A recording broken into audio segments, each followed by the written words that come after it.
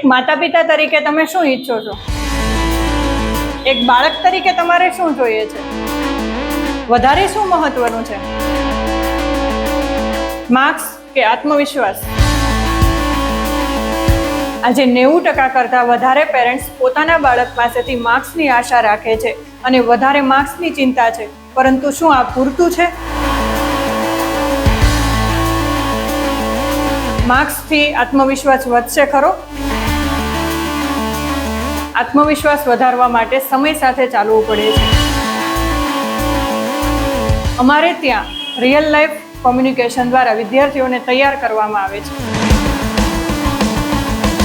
આજના પેરેન્ટ્સ, તમારું બાળક અમૂલ્ય છે. તેમને એ વસ્તુ શીખવો કે જે લાઈફ ટાઈમ જરૂરી છે. તમારા બાળકને આત્મવિશ્વાસુ બનાવવા માટે માર્ક્સ પાછળ ન દોડો. આ રહ્યું રિઝલ્ટ.